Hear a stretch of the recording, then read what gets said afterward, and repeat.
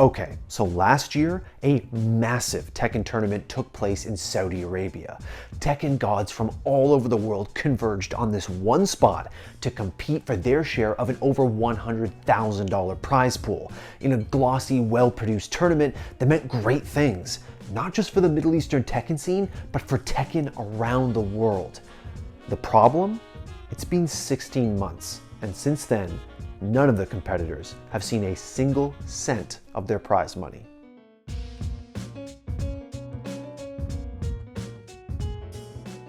Okay, before I get into the specifics of this particular story, I gotta let you guys know to head on over to twitch.tv/theScore esports because we're going live pretty regularly these days. And there's great content on our Twitch channel that you can't find anywhere on YouTube. So, well over a year ago, in March of 2019, a series of esports events were held in Khobar, Saudi Arabia, including the True Gaming Tekken Invitational. This single Tekken tournament featured a prize pool of $110,000 USD, which was then the single largest prize pool in Tekken history. For a little context, the 2018 Tekken World Tour Finals had a prize pool of $25K, and EVO's Tekken prize pools are even lower than that. And heavy hitters from around the world came to participate in this thing. I'm talking the likes of Kudans, Ni, Chanel, Nobi, Naroma, Arslan Ash. You get the picture. From a production standpoint, the True Gaming Tekken Invitational looked great. They had an awesome stage set up, the stream quality was good, they had a commentator and analyst desk, great camera work, it was clean. And in terms of the actual gameplay, competitively, the tournament was great. I mean, we saw some of the best Tekken players of all time from all around the world give us some unforgettable hype moments.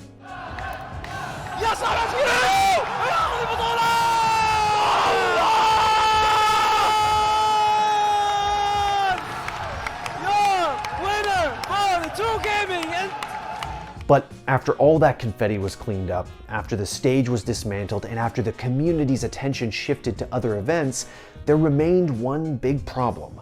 Apparently, nobody got paid. Now, this all hit the public's attention in a big way only recently, when Tekken Master, a prominent fighting game player and one of the invitees to the True Gaming Tekken Invitational, tweeted about not receiving his prize money from a different event that was organized by the same people. Now, as far as the True Gaming Tekken Invitational goes, the one with the $100,000 prize pool, I talked to Tekken Master about it.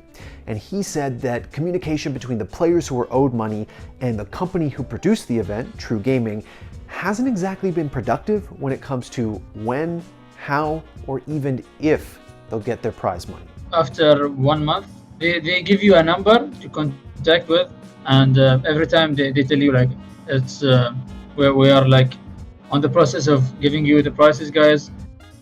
We'll be coming back to you, and they never come back. They tried to, and every time like the guy is saying he still did not receive any like funding for the prize. He's promised to receive it like the next month, the one after. Every time it's delayed until 1 year happened, and still even 1 year and a half actually, nothing happened. Here's the thing though. True Gaming say that they were hired just to produce the event and that the prize money has nothing to do with them at all. I managed to get in contact with a guy named Ahmed Al-Mustafa, who is the head of business development at True Gaming, and he says that the True Gaming Tekken Invitational took place within a larger event called GamersCon. He told me that the owner-operator of that event, a company called KL Events and Exhibitions Management Co., is responsible for the prize money. We corresponded over email about it, and let me read to you what he told me. Quote, True Gaming's role in the event was to operate the competitions and gaming-centered activities that have relied on our gaming industry knowledge and know-how.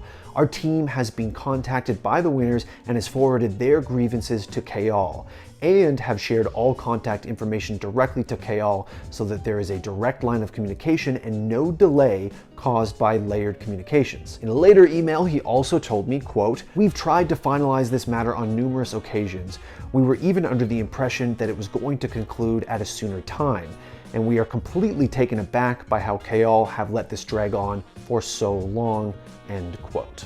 It's worth noting here that shortly after I got in contact with True Gaming, they released a public statement about the matter that was very much in line with what they told me privately. As far as this KAL Events and Exhibitions Management Company goes, that's where the trail goes a little cold for me. I tried calling them with a number on their website, and for me it didn't work. I tried tweeting at them, I've emailed them, and I tried to use a contact form on their website that is broken apparently. So far, as of the filming of this video, I haven't heard anything back from them. مكالمتك لا تتم حسب الطريقة التي استعملتها. فضلاً تأكد من الرقم الصحيح وشكراً. Your call cannot be completed as dialed. Please make sure you entered the correct number. It's probably also worth noting here that there were a bunch of other invitational tournaments that took place on the same weekend within this Gamers Con that were all organized by True Gaming. There was a Rocket League Invitational, there was a FIFA Invitational, and there was a Smash Bros Invitational. And like I said, they were all organized by True Gaming, who seem to be a company who do everything from esports-centric YouTube videos to mainstream game reviews to event production. Now let's just back up for a quick second, because there are other entities involved in this issue beyond just the players, True Gaming, and this KAL Events and Exhibitions Management Company. And I'm talking about agencies for the Saudi Arabian government. See, according to Tekken Master, about 6 months after the event, when it became clear that they weren't going to get their prize money anytime soon, a lot of the participants in the True Gaming Tekken Invitational got together and organized to try to figure out what their next steps were. They went to a guy who goes by the tag Bert Kane, and he contacted 2 Saudi Arabian government agencies, namely the General Entertainment Authority in Saudi Arabia and, more pointedly, the Saudi Arabian Federation for Electronic and Intellectual Sports. See, the True Gaming Invitational had to be sanctioned by these bodies in order to put on their event in the first place. And as to who this Bert Kane guy is, he is a Saudi Arabian esports scene community leader and individual player manager who has served as a sort of go-between between the players, the TOs, and the government agencies that oversee esports in Saudi Arabia. And he told me that he's been in contact with those government agencies and they are actively investigating this situation as we speak. Yes, I have contacted the Federation on behalf of some of the players, and they did investigate the issue, and I believe they have officially contacted all the parties involved in this case, and soon they will reach a resolve. And at least from where I'm sitting, it's not going to be easy to figure out who's actually on the hook for this money.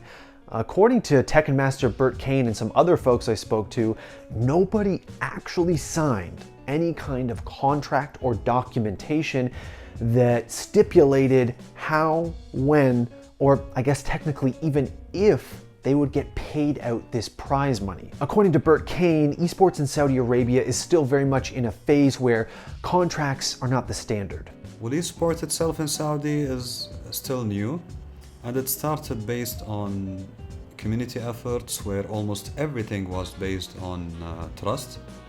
That moved along when esports started to grow and many companies started to throw big and huge events.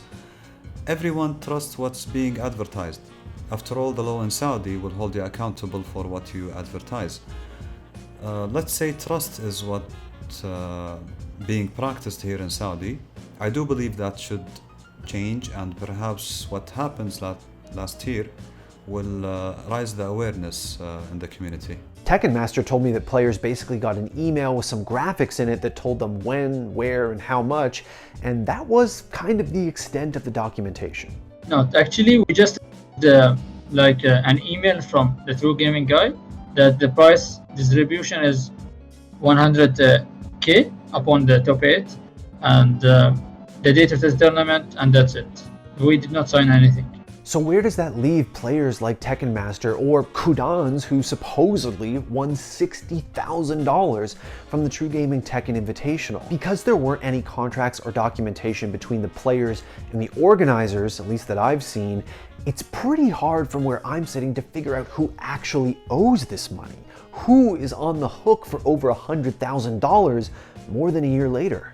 True Gaming say that they actually have some documentation that supposedly proves that it's all on KL Events and Exhibitions Management Company, and that True Gaming had no financial obligations whatsoever in the Tekken Invitational. But Bert Kane, Tekken Master, and others say they just aren't interested in what they call excuses for non-payment 16 months after the fact. From a player perspective, we really don't know about what kind of agreements they have with other companies or sponsors, and the players shouldn't get involved in that as well. Everything about the event says True Gaming and says it's True Gaming responsibility. The name, the tickets, the invitations, the marketing campaign. I did see the statement published by True Gaming. I think it's too late for the statement. More than a year have passed and a lot of people did ask about the prizes. They also disabled comments on the statement, both on Twitter and in their website, which makes them in a questionable position, and it's not what we waited more than a year for. This situation just sucks. The True Gaming Invitational had by far and away the largest prize pool in Tekken history up until that point, and instead of standing as an example of what that game's esports scene could achieve, it's become an embarrassment. But if there's one positive outcome from this fiasco, it's that it might just change Saudi Arabian esports for the better.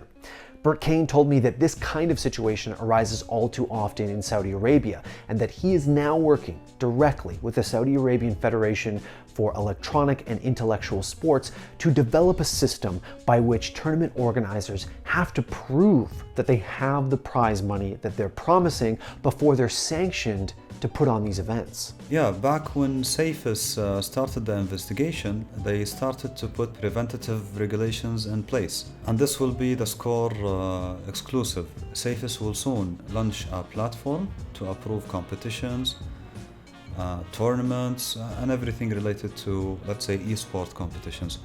Basically, if an event organizer wants to host a tournament, he will need an approval to host that specific tournament. And to get an approval, the event or tournament organizer will have to submit his request and deposit the prize pool at the same time. When the tournament ends, CAFIS, which is the federation, the Saudi Federation, will transfer the prizes to the winners. And of course, the organizer will have to report the winners using the same platform. It sounds like a much needed step towards stability in a growing but vulnerable Saudi Arabian esports scene. Now, as far as the True Gaming Tekken Invitational goes, we, at this point, have to put our faith in the Saudi Arabian Federation for Electronic and Intellectual Sports and hope that they not only determine who is actually on the hook for this prize money, but crucially, make sure that the players who participated are paid out what they were owed more than a year and a half ago. All right, so on a lighter Tekken note, did you guys see John Ding's progress pics? Like, oh my God, this guy looks like a Tekken character. He looks like some kind of character in a fighting anime. Got news for you though. I reached out and I got him to give me his workout routine. So you guys better watch out, man. Next Don't At Me, next Clouded, next Top 10. You might be seeing me, you know, looking a little bit like your boy Kazuya. Watch out, I got the devil gene. Speed and weight. That was cringe? Yeah. I know.